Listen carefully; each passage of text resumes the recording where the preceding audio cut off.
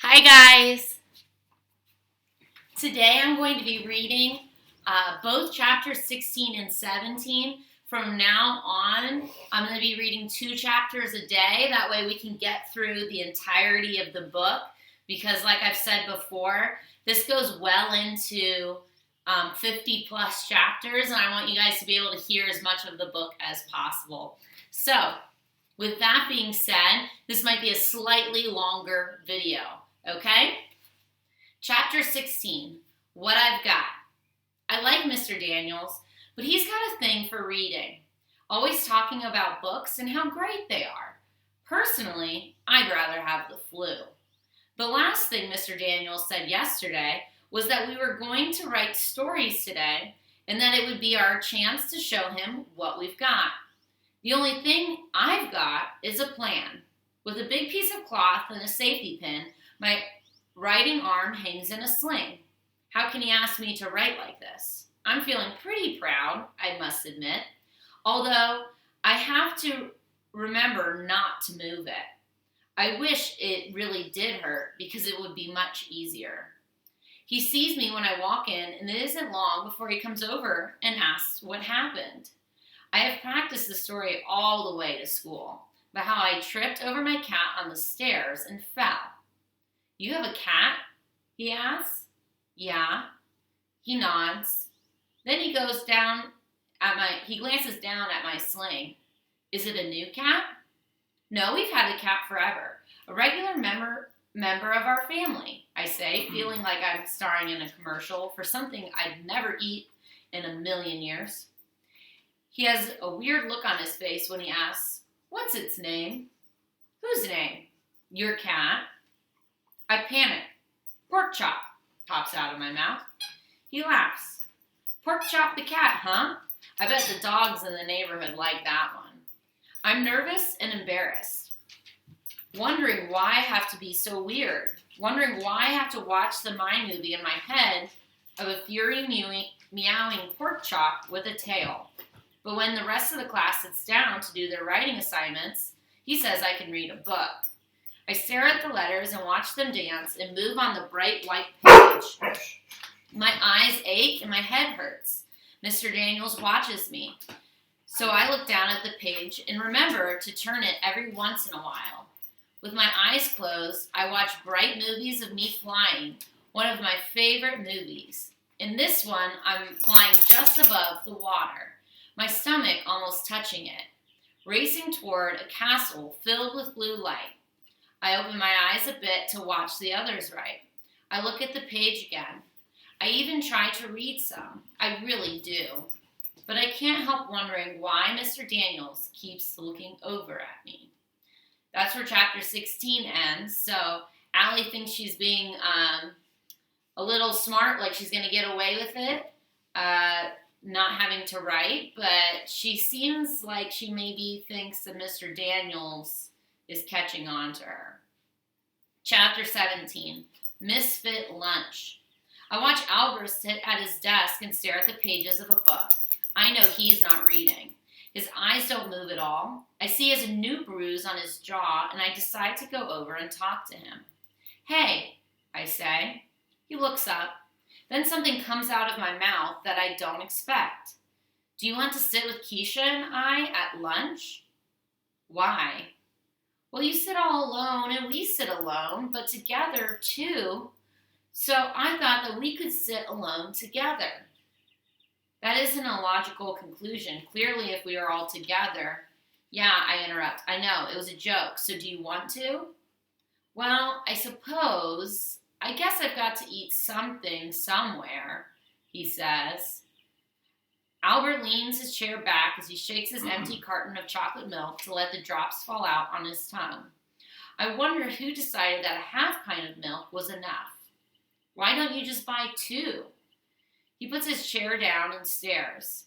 Can't you ask your mom for extra money in the morning? I say, readjusting my fake sling.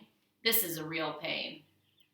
I don't have to ask for money. It's kind of prepaid.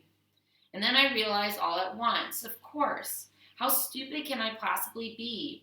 Albert doesn't have many clothes and gets a ticket from Mr. Daniels every morning. I guess I never thought it before.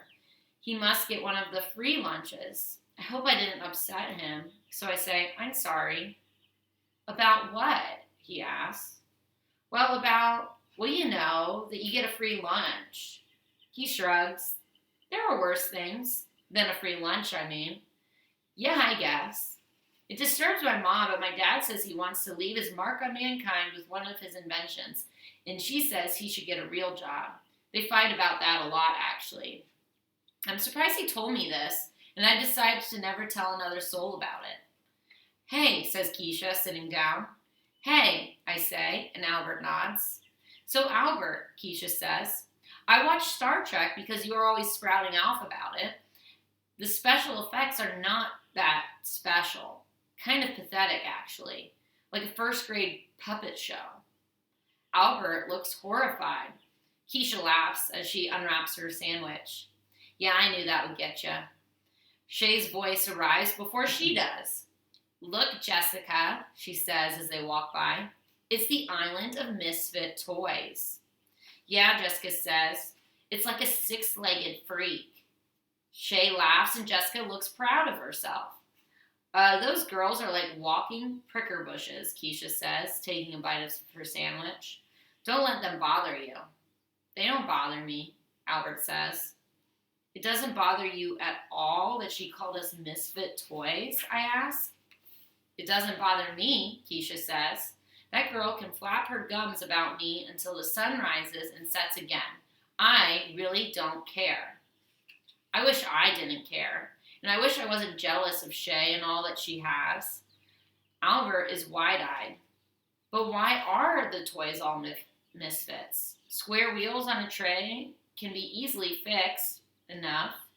Albert has his most serious voice turned up high. And what's wrong with the doll anyway? Why is it a misfit? It seems to adhere to the standards of a typical doll. Wow, he is in full professor mode.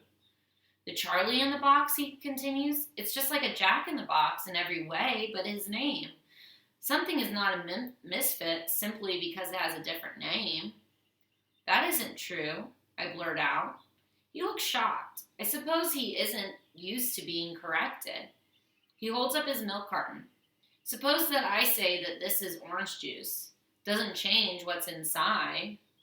That's different, I say, thinking about that the milk will feel like it's orange juice if it's told that enough. It is the same principle. I think of the words like dumb and baby and think how wrong Albert really is. What about the cowboy, Keisha asks. He rides an ostrich instead of a horse. That has got to make him a misfit. It is illogical to say that he is a misfit just because he chooses to ride a different animal, provided he can carry out his cowboy duties. Albert, Keisha says, how can you possibly say cowboy duties with a straight face? I don't understand, he says. Keisha's forehead touches the table and he continues. Especially when you consider that ostriches run faster than horses, require less water to drink, and can use their legs and feet as weapons. They are fierce kickers with sharp claws. I, for one, would trade a horse for that. That's just logical.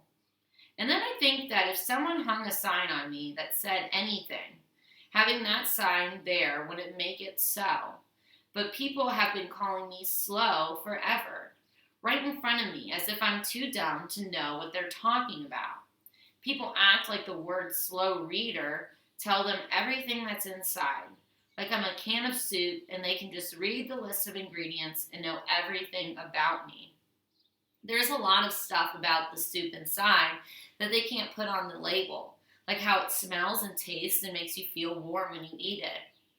There's got to be more to me than just a kid who can't read well.